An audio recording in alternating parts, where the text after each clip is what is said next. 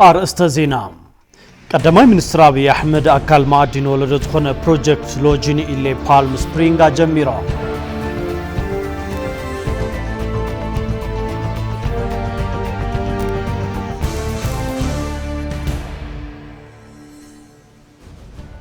كلل ماخلاوي إثيوبيا كل مداي معبالة إثيوبيا من رقاص لعل تصفاز توهاوي وكبلو مكتل بريزيدنت بارتي بلصقنا أيت آدم فرح قليص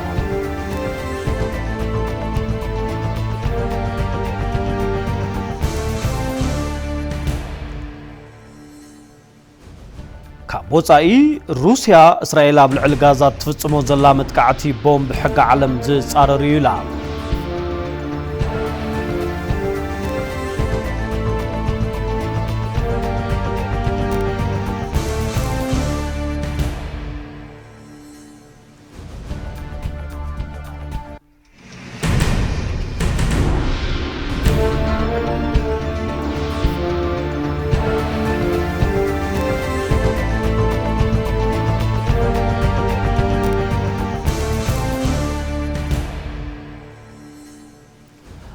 سلام تعنا باللي كبرات تخطاتلتين الساعات زي تدالو زيناتات حيزنا لكم قريبنا لنا زيناتات جيتا تشالو ممساخم كصنحه دحر حصات مسغاغريت كنراخبينا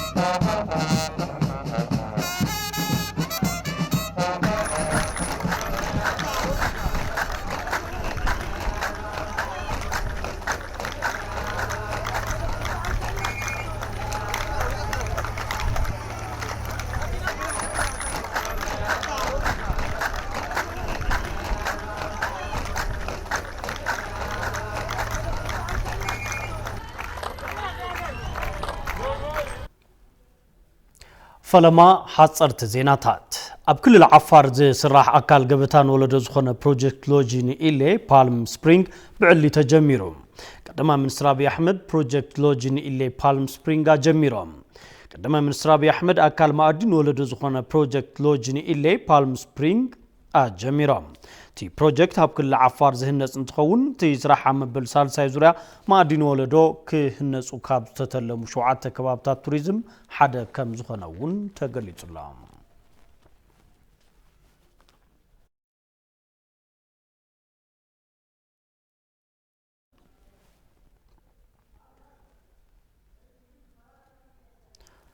أب أفصاصمان أنفتاتن تخرت تكالات لمعات منغسي كلل أمحارا زد هاب مدرخ زت تساليتم تكالات لمعات منغسي كلل أمحارا أفصاصمان بجت عامد كلتشن عصرت حمشن أنفت تخرت بجت عامد كلتشن عصر شدشن زد هاب مدرخ زت أب كتما بحردار يسالت الله أبتي مدرخ مغتر سمحدار أتي كلل أيت عبد حسين ونام حداري من محدار تكالات لمعات كل الأمحارة أباباو كيتو حلفت صراح تكالات لمعاتن أولات بوردن ترخيبهم تكالات هلونن كاب مغصال جميرو نعوتنت تتعيشالو رأي زدليون ديقافاتون العلام مكتر سم محدار كل الأمحارة أيت عبد حسين تكالات لمعات كفتت عداقا كامملا بتوساخي دليت عداقا مفتقار زخيل أسرارحا نكختلا كمون عقمن معباي كم زقبا العلام እተን ትካላት ኣብ ኣሰራርሓ ሽግግር ቴክኖሎጂ ተመክሮ ዝውሰደለን ኮይነን ክርከባ ክስራሕ ይግባእ ኢሎም ትካላት ልምዓት መንግስቲ ካብ ስርዓት ስራሕቲ ልምዓት ተወሳኺ ብትኹረትን ዕውትነትን ክህነፃ ኣብ ውሽጢ ዓዲ ተወዳደርቲ ንምዃን ጥራይ ዘይኮነስ ኣብ ምብራቕ ኣፍሪቃ እውን ማእኸል ፍልጠት ክሳብ ምዃን ዝዘለቐ ራእይ ክኽተላ ይግባእ ኢሎም ኣብ ክልል ኣምሓራ 13.7 ቢልዮን ካፒታል ዘንቀሳቕሳ 13 ትካላት ልምዓት ከም ዝርከባ ጸብጻብ ሪፖርተርና ራሄል ፍሬው ኣመላኺቱ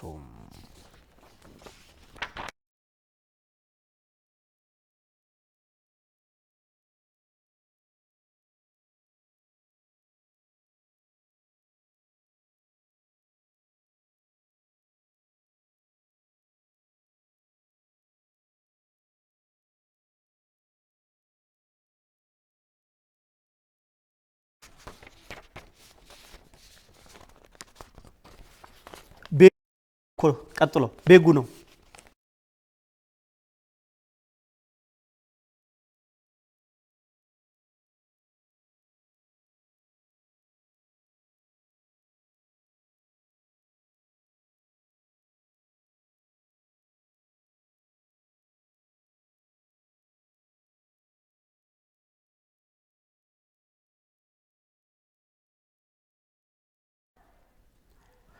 ኣብ ክልል ቤንሻንጉል ጉሙዝ ስራሕቲ ሰላም ልምዓትን ሰናይ ምሕዳርን ዝሕሸ ውፅኢት ከም ዝተረኣየሎም ርእሰ ምሕዳር ኣሻድሊ ሓሰን ገሊፆም ርእሰ ምሕዳር ክልል ቤንሻንጉል ጉሙዝ ኣይተ ኣሻድሊ ሓሰንን ኣባላት ካቢኔት ክልልን ኣብ ዞባ መተከል ወረዳ ጉባ ኣብ ዓብዪ ግድብ ሕዳሰ ተረኺቦም ኣብቲ ክልል ኣብ ፈላማይ ረብዕ ዓመት ተፈጸሙ ስራሕቲ ሰላም ልምዓትን ሰናይ ምምሕዳርን ገምጊሞም ኮሚሽነር ኮሚሽን ፕላን ክልል ቤንሻንጉል ጉሙዝ ቀልቤሳ ኦልጅራም ኣፈጻጽማ ሪፖርት ሰለስተ ዋርሕቲ ክልል ኣቕሪቦም እቲ ዝቐረበ ሪፖርት ከም ዘመላኽቶ ኣብቲ ክልል ዘተኣማምን ሰላም ንምዕሳል ዝተወገኑ ስራሕቲ ዘተባብዑ ውፅኢት ኣርእዮም እዮም ኣብ መርሃ ግብሪ ሓምለዋይ ኣሰርን ኣብ ዝተፈላለዩ ማሕበራዊ ቁጠባውን ሰናይ ምምሕዳራውን ጉዳያት ህዝቢ እቲ ክልል ተረባሒ ንምግባር ዓሊሞም ዝተወገኑ ስራሕቲ ተስፋ ወሃቢ ውፅኢት ከም ዝተረኣየሎም ኣብቲ ሪፖርት ተገሊጹ ኣብዚ ርብዒ ዓመት ዝተፈጸመ ዝተዋደደ ምትእኻብ እቶት 897 ሚልዮንን 150,208 ብር ንምእካብ ተተሊሙ 777 ሚልዮንን 754,624 ብር ምእካቡ ተገሊጹ ይኹን እምበር እቲ ክልል ወርቂ ሓዊሱ ብሃፍቲ መዓድን ዝማዕበለ እኳ እንተኾነ ካብቲ ዓውዲ ትፅቢት ዝግበር ውፅኢት ብመንፅር ምርካብ ክፍተታት ምንባሮም ኣብቲ ሪፖርት ተመላኺቱ ርእሰ ምሕዳር ክልል ቤንሻንጉል ጉሙዝ ኣይተ ኣሻድሊ ሓሰንን ኣባላት ካቢኔት ክልልን ነቲ ዝቐረበ ሪፖርት ኣድሂቦም ብዕምቆት ዘትዮም ርእሰ ምሕዳር ክልል ቤንሻንጉል ጉሙዝ ኣይተ ኣሻድሊ ሓሰን ኣብቲ ርብዒ ዓመት ዝተወገኑ ስራሕቲ ሰላም ልምዓትን ሰናይ ምምሕዳርን ጽቡቕ ውፅኢት ዝተመዝገበሎም እኳ እንተኾነ ዝተጀመሩ ስራሕቲ ልምዓት ኣጠናኺርካ ብምቕጻል ሕቶታት ልምዓት ንምምላስ ብትግሃት ምስራሕ ይግባእ ኢሎም ብፍላይ ዓውዲ መዓድን ነቲ ዓውዲ ብምጥንኻር ዘይሕጋዊ መሸጣ ፍርያት ወርቂን ብምክልኻል ሃብቲ መዓድን ትክልል ሃገራዊ ረብሓን ክህልዎ ምስራሕ ይግባእ ክብሉ ኣይተ ኣሻድሊ ሓሰን ገሊጾም ኣባላት ካቢኔት ክልል ኣብ ዝተፈላለዩ ዓውድታት ልምዓት ዝተረኸቡ ዓወታት ዘጋጠሙ ማሕለኻታትን ናይ ቀጻሊ ኣንፈታት ትኹረትን ብምዝታይ ኣብ ዝቕፅር ርብዒ ዓመት በቢዓውዱ ዝሐሸ ውፅኢት ንምምጻእ ምስራሕ ከም ዝግባእ ሓበራዊ መርገፂ ሒዞም ክብል ጸብጻብ ሪፖርተርና ጀማል ኣሕመድ ኣረዲኡ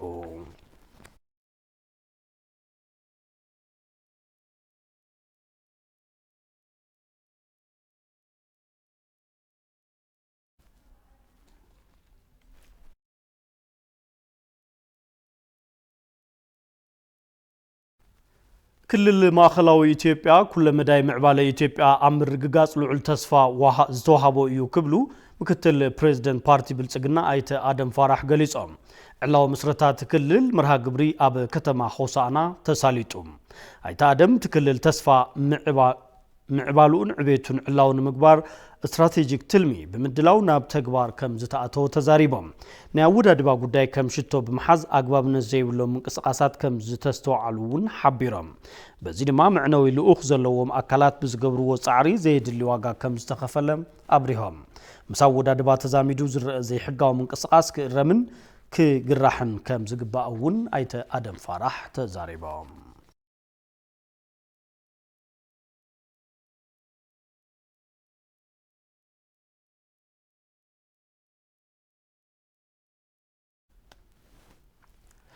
أما كتتال زيناتات إتبي تجرنياهم تركوا كورات تغتاتل تمارسكم سلت كتاتلونا نمسكنكم حزد ما بزرزرنا بزحرنا يوم زيناتات كنسجرينا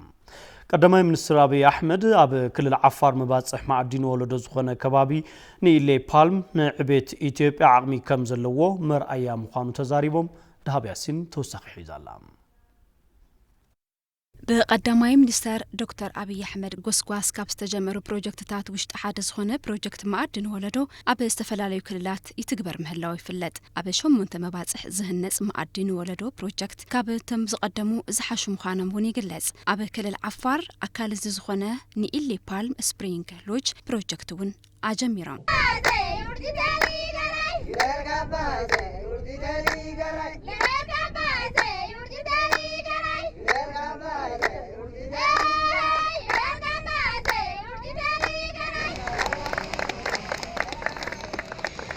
قدماي منستر دكتور أبي أحمد أبكل العفار أزركبو كبابيني إلي بالم ما خلص بقى مخانون حبيران إيه بالم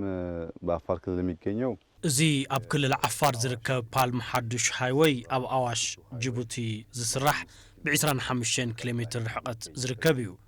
انت نوصل زبوتا نركب زبوتا أب مونغو كلتا باركتات زركبيو أب أسبوتن أواشن مونغو زركبيو بزحات أعواف إنسا زقدامن زركبو ونيو صفحتي حرشاتات ونزلو ويو بالم كمزي دني زخونلو سعري زلو وعي ماي زلو ويو زبوتا زي انترأ نحنا إثيوبياويان دخنت دلينا مريسنا زسألنا يو قداي مخانو مرأيايو توم قدماي منستر مباصح معدن ولدو زخونه بالمين إلي إثيوبيان خطعبي كل نجار حافت خمزلوا زملاخت بوتايو يبلون لما جدادل برتوشنن لما تنيات برتوشنن نمقتال نمدقاس نمتحمماي برتوعاتنا زلونا حافت جنت تفطرو نمر ايغنا دخماتنا نوج كونصيغنا ايندكمن كمزي زبلو تفطرونا عالم كنفالط غنا ندكمينا ازي ندخنت زلنا قربتن دليتن يرئي نحنا نعبيت كل عدل زتوهابناينا كل العفار بوعن برخانتن كوا تتفلطه عميق تفطرو حفتي معدن حرشان اندسترين إلون توريزمن زركبرلو بوتا مخانو غليصام توريزم ماينينج اندستري غبرنا توريزم حرشا اندستري امنغستنا كابتوم حموشته سيكترات اتوم 4 اب كل العفار موغان يكاليو تحمشاي اي سي تي يو اب كله زدلي اب زمرصنا يوم سيكترات اب زخبابي وصيت زمصيو غبتان ولدون مفتحي عينيو دحر كل عامات معبيلو سبات زغلغللو بروجكت كخونيو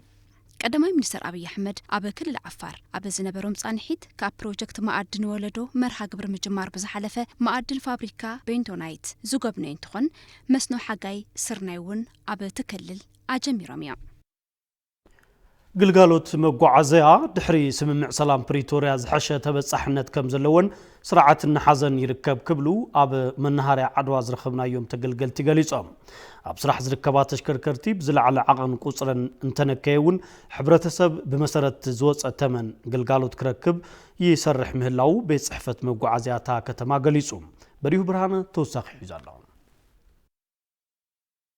أب كل التقري بمغنيات النغلة عامت زنبرة كينات كابن نابن نزقبر قعزو تشكركرتي بقليلو زركبا أي نبران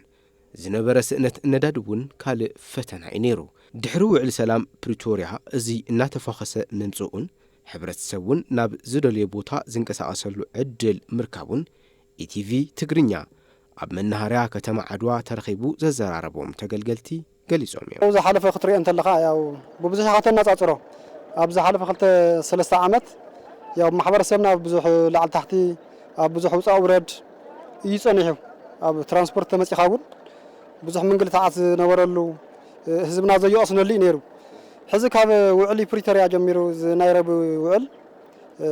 كتري أنت اللقاء أب تسافرتي قرو ناي ترانسبورت ناي ممحياش منقل تعاون أب زقنا سلو عبد الحش أبرج كم زلنا يقولوا زمان لختكات خونتات تجمعر صبغ يوز تجمعر مصبغ النتوس صبغ كان صبغ كوينو جن وتسلام هاهو بخم وخم تزقصل لنا صبغ كافت زنورة حجي هايش أبز حزر له جن اشتينا أكل قرأتنا حدا ناي منقلة عت جزني ناي تعرف موسخ ናይ ሓደ ምድፈፋት እምበር ቀጻሊኡ ተስፋ ዘለዎ ጅማሬ ዝሓስብ ኣነ ገናሕቲ መኪና ብወገኖም ኣብዝሓ ዝነበሩ ጸገማት ተቓሊሎም ናብ ስራሕ ከም ዝተመለሱ ብምግላጽ ይኹን እምበር ሕዚ እውን መለዋወጢ ኣቑሑ መኻይን ዘርእዮ ዘሎ ልዑል ናህር ዋጋ ናብ ክሳራ የእትወና ኣሎ ዝብል ሓሳብ እውን ይህቡ። ሕዚ ስፔርና ታሪፍ ምንም ክራኸብ ይኽእል ዝኔዎ ሰማይ መሬት እዩ ንሓንቲ ብለን ክትገዝእ 2,000 ቅርሺ እንድሕር ትገዛእ ኮይንካ ዘይቲ ዝኔዎ ዋጋ ምግቢ ዝኔዎ ዋጋ ሕዚ ሰሪሕካ ቢያጀ ጌርካ ረዳትን ሽፈርን ዘይተወልዐሉ ግዜ እዩ ናይዘን መኻይን እዚኣተን ስፔር ብጣዕሚ ክባር እዩ ምስቲ ንሰርሖና ምስቲ ወጪ ነውፆ ብጣዕሚ ክባር እዩ ብጣዕሚ ናይ መጨረሻ ምንም ዘን መኻይን እዚኣተን እንኳን ስፔር ክንገዘለን ንደቅና እንኳን ክንበልዕ ይከኣልና ቅድም ክብል ኣብ ስራሕ ዝነበራ ተሽከርከርቲ ብዝተፈላለየ ምኽንያት በዝሐን ምንካዩ ዘልዕሉ ተቆጻጻሪ ምውፋር ተሽከርከርቲ መናኸርያ ከተማ ዓድዋ ኣይተሬድዋን እዚ ኮይኑ እውን ብመሰረት እቲ ዝወፀ ታሪፍ ግልጋሎት እናተዋሃበ ከም ዝርከብ ኣልዒሎም እዮም። ብኣጠቃላይ ልዕሊ በማእት ዝቆፀራ መኻይን ካብ ግልጋሎት መንገዲ ትራንስፖርት ዓድዋ ተወጊደን እየን ኣብዚ ኣብ ስራሕ ይርከባን ዘለዋ ማለት እዩ። እተን ዘለዋ መኻይን ግን እቲ ኣገልግሎት እናሃብና ኢና እተን ዘለዋ መኻይን ብታ ታሪፍ መሰረት ብታ መንግስቲ ዘውፃ መሰረት ገይርና እናሰርሓ ንርከብ ሰብ ናብ ዝወዝሐሉ ከዓ ብታ መንግስቲ ዘላ ፐርሰንት ገይርና እናሰደድና ህዝብና እናገልገልና ኢና ንርከብ። ግን ብዙሕ ናይ ትራንስፖርት ሽግር እኒአ መኻይን ብከፍተኛ ብጣዕሚ ብዝዓቕ ክለከ ክእል እየ ሕፅረት ንሉ እዩ ሕፅረት ንኢልና እዩ። መተሓባበሪ መናኸርያ ከተማ ዓድዋ ኣይተ ዳዊት ታረቀ ኣብታ ከተማ ዘለዋ ተሽከርከርቲ ስርዓትን ሕግን ኣኽቢረን ናብ ስራሕ ምእታወን ይገልጹ። ካፍቲ ዝኹሉ ዕግርግር ወፂና ስራሕ ብምጅማርና ጌታ ዝተመስገነ ይኹን ቆሮ ጅማሮታት እኒሄ ማለት እዩ። ከምኡ'ውን ብስርዓት ኣትየን ክወፃ ብዝተፈላለየ ምስቶም ዘለዉ እናተናባብና ንሰርሐሉ መንገድታት ኣሎ እዩ ማለት እዩ። ሓደ ኣብቲ ስርዓት ክበሃል ተሎ መርሃ ግብረ ውፅአን ምስራሕ ካብን ናብን ምልጣፍ ታሪፍ ምልጣፍ ኮታስ መናኸርያ ኣትየን ኣብቲ ዝነበረ ዕግርግር ደገ ፈቐድኦ ውልቀ ሰብ ዝጥቀሙሉ ዝነበሩ ሕዚ ግን ስርዓቱ ሒዙ ኣብቲ ስርዓት ንኽኣትዋ ጌርና ኢና ማለት እዩ። መተሓባበሪ ከይዲ ስራሕ ድሕንነት ተሽከርከርቲ ከተማ ዓድዋ ኣይተ ሰለሞን ከበደ ከም ዝብልዎ ካብ ጥሪ 2015 ዓመተ ምህረት ጀሚሩ ግልጋሎት መጓዓዝያ ብስርዓት ንኽምራሕ ጽዑቕ ስራሕ እናተወገነ መጽኡ በትስሩዕ ካብ ናብ መርሃ ግብሪ እናተነጸረ ብዝደለዮ ዘይኮነስ መወገሲአን ካብ ዓድዋ ዝውገሳ ናብ ኣኽሱም ናብ ሽረ እስካዕ መቐለ ዓዲግራት ዓብይ ዓዲ እንትጮ ሲአን ሶል ናብ ዝኹሉ መስመር እዚ ያው ብስሩዕ መርሃ ግብሪ ንጹር መወገሲ ብምግባር ክንቀሳቀሳ ጀሚረን እንዘን ኣብቲ መናኸርያ ግን ብዙሕ ናይ መሰረተ ልምዓት ዕንወት የጋጢሙ ነይሩ። ካብ ናይ ቤት ጽሕፈት ማተርያላት ጀሚሩ እስካብቲ ደገ ዘሎ ነተን ተሽከርከርቲ መፍለይልና ተሰሪሑ ዝነበረ ወጪ ተገይርዎ ተሰሪሑ ዝነበረ ታቤላታት ባዕሉት ውሽጢ ክትሪእኻ ዳሕራይ ወሲድ ክሪእካ እቲ መእተዊ ኣፍ ደገ ናይተን ተሽከርከርቲ ተፈሓሒሩ ብጣዕሚ ፀጋሚ ኩነታት ነይሩ። እቲ ሰራሕተኛ እውን ናይ ባዕሉ ተፅዕኖ ኢኮኖሚያዊ ተፅዕኖ ናይ ቤተሰብ ሽግር ካብ ቦታ ናብ ቦታ ፋሕፋሕ ናይ ምባል ኩነታት ምስ ምንባሩ ሰራሕተኛ እውን ናብ ስራሕ ምምላስ ናይ ባዕሉ ዝኽእል ኣሉታዊ ተፅዕኖ ፈጢሩልና እዩ። ድሓር ግን ቀስ ብቐስ ትሽግር ኦልሬዲ ነቲ ዝነበረ ኩነታት ብምፅዋር ናብ ስራሕ ኣቲና እቲ ማሕበረሰብ መናኸርያ እውን ባዕሉ እቲ በዓል ንብረትን ተሽከርካርን ካብ ዘለዎ ገንዘብ ብምውፃእ ኣብኡ ዝጎደሉና መሰረተ ልምዓት ንኣብነት ታቤላ በብተሽከርከርቲ በብቦትአን ጠጠው ኢለን ንኽፅዕና ዝሕግዘና ታቤላ ኣብ ምስራሕ ፈሪሱ ዝነበረ መእተዊ ናይ መናኸርያ ብስሚንቶን ብጃያን ጌርካ ከም ብሓድሽ ክስተኻኸለ ምግባር ተው ዘሎ ማሕበረሰብ ቀሊል ዘይኮነ ዝተዋፅኦ ገይሩ እሱ ብምግባር እውን ያው ዝሐሸ ባይታ ክነማቻቸው ፈቲና ኣብ ክልል ትግራይ ቀልቢ በጻሕቲ ዓዲ ካብ ዝዓርፈሎም መባጽሓት ሓደ እዩ ጎቦታት ገርዓልታን ኣብ ውሽጦም ዝሓዞም ጥንታውያን ገዳማትን ኣብቲ ከባቢ ዝነበረ ምልልስ በጻሕቲ ዓዲ ሕዚ ኣዝዩ ምንካዩ ዝተፈላለዩ መዳርግቲ ኣካላትን ነበርትን ከባቢ ይገልጹ ሕዚ ግን ናብ ንቡር ምስሉ ንኽምለስ ዝሐሸ ሃዋሁ ምህላው ይግለጽ ሕዚ እውን በሪሁ ብርሃነ ተወሳኺ እዩ ዘሎ ክልል ትግራይ ካብ መንጎ ዝተዓደለቶም ተፈጥሯዊ ወይ ድማ መልክዓ ምድራዊ ጽባቐኦም ጎቦታት ገርዓልታ እዞም ጎቦታት እዚኦም ከም ገዳም አቡነ የማእታ ዝበሉ ጥንታውያን አብያተ ክርስቲያን ሓቂፎም ዝሓዙ እዮም ናይ ገዳም አቡነ የማእታ መጻጻ ያው ሓምሻይ ክፍለ ዘመን መጨረሻ እዮም መጽዮም ዝሮ በይኖም ይኮኑ መጽዮም ከዓ አማጻጽኦም ያው ተስዓቱ ቅዱሳን ኩሎም በሓባር ያው ተስዓቱ ቅዱሳን ኢና ንጽውዖም ኩሎም ኣብ ውሽጢ ትግራይ ኣለዉ የማእታ ሻምናይ ማለት እዩ አውዚ ኣብ ውሽጢ ገርዓልታ ኣብቱ ዘለና ይሄ ገዳም ይርከቡ ታሽዓይ ጉባውን ያው ገርዓልታ ቤተ ጸሎቶም ኣለዎም አውዚ የብታሕተሎ ምድረ በለው ዝበሃል ካብዛ ገዳም አቡነ የማእታ ኣብ መበል ሻርሻይ ክፍለ ዘበን ብ537 ዓመተ ምህረት ከም ዝተሃነጸ እዩ ዝግለጽ ካው እዚ ቤተ ክርስቲያን እዚ ትኩሉ ተኣምራት እዚ ብዝተፈጸመ ቶም መነኮሳት በዓለም ዘመንኮስዎም ዝሪእዎ ዝነበሩ ተኣምራት ናርእዩ ምስኦም ኣሰር ይኽተሉ ስለ ዝነበሩ ያው ኣብዚ እውን ከም ተዓንተው ዝገለጽኩልካ ቤተ ጸሎቶም እውን ስለ ዝኾነት በዓለም ዝሃነጽ ዋፍቲ ስለ ዘላ ምስኣት ሓይዞም ዛ ቤተ ክርስቲያን እዚኣ ታሃኒጻ ማለት እዩ ካው እዚ ዝተሃነጸሉ ዓመተ ምህረት ብ537 ዓመተ ምህረት ያው በሃፀይ ገብረ መስቀል ዘመነ መንግስቲ ተሃኒጹ ሃነጽቲ መነኮሳት ተጋሩ ዝነበሩ ለባ ማቴዎስ አባ ዘማርያም አባ ገብረ ጴጥሮስ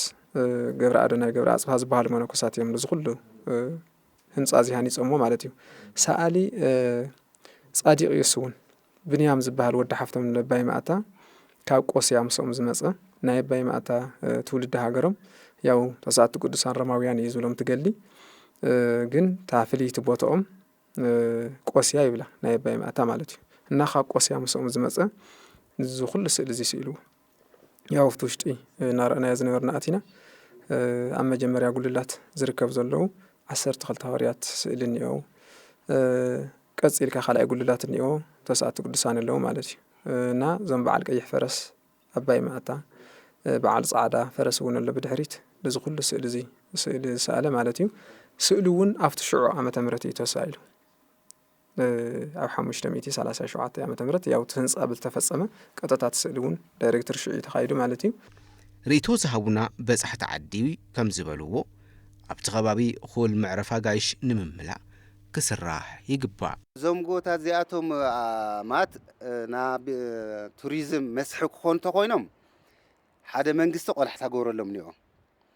ካብኡ ደሞ ሰብ ሃፍቲ ኣብዚ ምንም መዕረፊ የለ መጺኻ ሃይላንድ እኳ መግዝእ የለ ካብ ከተማ ኩሉ ነገር ዛብሽኩት ትኹን ዛማዩ ትኹን ሒዝኻ ኢኻ መጺኻ ኣብዚኣ ትጥቀም ትኽእል ጦሚካ ምግቢ ትበልዕ ትኽእል ማይ ጾሚካ ክትሰተይ ትኽእል ስለዚ ኣውዚ ዞም ሎጅ ነገር ሃምዚ ሰብ ሃፍቲ ዝኾነ መዕረፊ ትትገብሩ ኣነ ደስ ይብለኒ ምክንያቱ ናዙ ቱሪስት ፍሰት እውን ክበዝሕ ይኽእል ክኢላ ቱሪዝም ወረዳ ሓውዜን ገብረ መድህን ገብረ ሚካኤል እቲ ከባቢ ብርክት ዝበሉ በጻሕቲ ዓዲ ዘተኣናግድ ምንባሩ የዘኻኽር ብድሕሪ ለበዳ ኮቪድ-19 ስዒቡ ብዝተፈጠረ ኩናትን እዚ ኣዝዩ ከም ዝተሃሰየ እውን ይገልጽ ብጣዕሚ ብዙሓት ፍሎ ኦፍ ቱሪስት ዝፈስሉ ሰዓት እዩ ነይሩ ብመሰረቱ ያው ካብ መንእሰይ ጀሚሩ ክሳብ ኣረጋውያን ዝሳተፍሉ ዓውደ ስራሕቲ እዩ ነይሩ ያው ኩሉ ህዝቢ ኩሉ ማሕበረሰብ ተጠቃማይ ዝኾነሉ ሁነታት እዩ ነይሩ ማለት ኣብ ሰላም ሰዓት ዝነበረና ሃዋሁ ሃይ ፍሎ ኦፍ ቱሪስት ዝነበረሉ ሰዓታት እኳ ዋላ እኳ እንተነበረ ያው ኣብዚ ሰዓት እዚ ገጢሙና ዘሎ ብጎንፂ ምክንያት ያው ብጣዕሚ ብዙሓት ናብ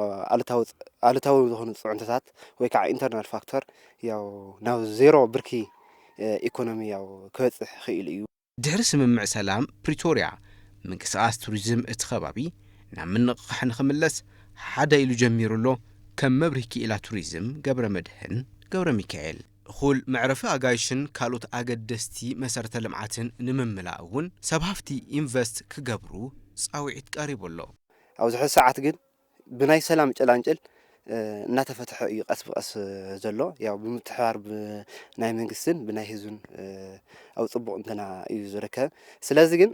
ኸዚ ያው እንገብሮ ዝግበአና ያው መንግስትን ህዝብን ብምትሕባር ያው ዓድና ዘለና ሃፍትታት ዘለና ተፈጥራዊ ሃፍትታት ኩሉ ያው ክንፈትሖ እዩ ዝግበአና ተሓባቢርና ተቀናጅና ክንፈትሖ እዩ ዝግበአና ተይተጠራጠረ ናብ ገዳም ኣቡነ ማእንታ መፅኡ ኢንቨስት ክገብር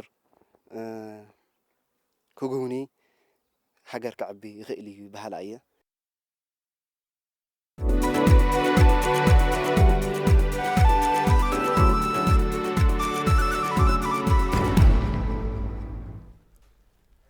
ካብ ዜና ዕዳጋ ናብ ዝሓረናዮ ዜና ትንሰግር ኣብ ባንክ ንግዲ ኢትዮጵያ ብዲጂታል ኣማራፅታት ክፍሊት ልዕሊ 1.3 ትሪልየን ብር ዝውውር ገንዘብ ተገይሩ እቲ ባንኪ ናይ በጀት ዓመት 2016 ዓ.ም ገምጋም ኣፈጻጽማ ስራሕ ኣሳሊጡ ኣብቲ ጉባኤ ኣብ ዝሓለፉ 3 ኣዋርሕ ዘተባብዑ ግልጋሎታት ዲጂታል ባንኪ ከም ዝተገበረ ተሓቢሩ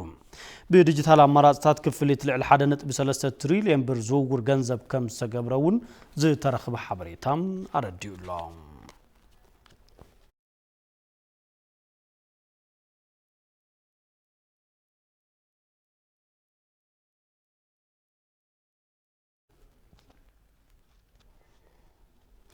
ካብ ወፃኢ ናብ ዝሓረናዮም ዜናታት ትንሰግር ኬንያ ኣፍሪካውያን ብዘይ ቪዛ ናብ ግዛኣታ ንኽኣቱ ክትፈቅድ እያ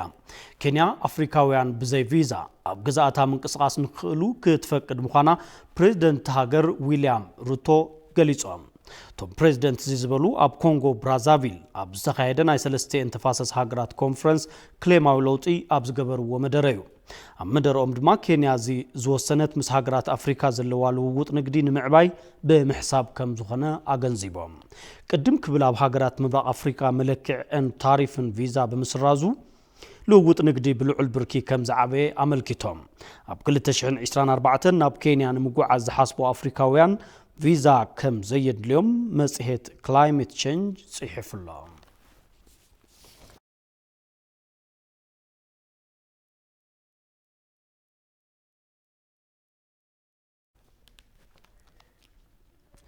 ኣብ መወዳእታ ሩስያ እስራኤል ኣብ ልዕሊ ጋዛ ትፍጽሞ ዘላ መጥቃዕቲ ቦምብ ሕጊ ዓለም ዝጻረር እዩ ኢላ እስራኤል ኣብ ልዕሊ ጋዛ ትፍጽሞ ዘላ ደብዳብ ከቢድ ኣጽዋር ሕጊ ዓለም ዝጻረርን ንዝቕጽሉ 10 ዓመታት ቅልውላው ከስዕብ ዝኽእል እዩ ክብሉ ሚኒስትር ጉዳያት ወጻኢ ሩስያ ሰርጌይ ላቭሮቭ ተዛሪቦም ሰርጌይ ላቭሮቭ ዝዝበሉ ምስ ብሔራዊ ቴሌቪዥን ቤላሩስ ኣብ ዝነበሮም ቃለ ምሕትት እዩ እቶም ሚኒስትር ጉዳያት ወጻኢ ኣብቲ ዛዕባ ኣብ ዝሃብዎ መብርሂ ዋላ እኳ ግብሪ ራዕዲ እንኹንን እንተኾና ሲቪላት ኣብ ዝነብሩሉ ከባቢ ብጃምላ ዝግበር መጥቃዕቲ ግና ብፍጹም ኣይንቕበሎን ኢሎም ሲቪል ዜጋታት ብጃምላ ዒላማ ምግባር ዓለም ለኸ ሕጊ ሰብኣውነትን ዝጻረርን ዝጥሕስን ፍጹም ተቐባልነት ከም ዘየብሉ እውን ሚኒስትር ጉዳያት ወጻኢ ሩስያ ሴርጌይ ላቭሮቭ ኣብ ዝነበሮም ቃለ ምሕትት ተዛሪቦም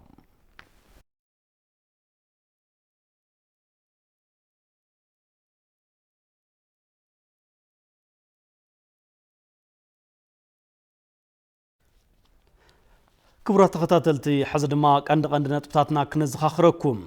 ቀዳማይ ሚኒስትር አብይ አሕመድ አካል ማዕድን ወለዶ ዝኾነ ፕሮጀክት ሎጂ ንኢሌ ፓልም ስፕሪንግ ጀሚራ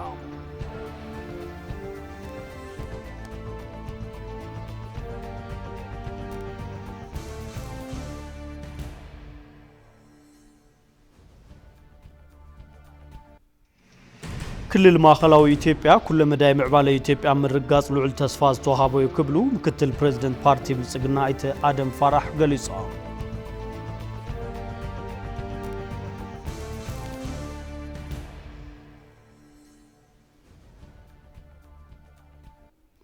ሩስያ እስራኤል ኣብ ልዕሊ ጋዛ ትፍጽሞ ዘላ መጥቃዕቲ ቦምብ ሕጊ ዓለም ዝጻረር ይብላ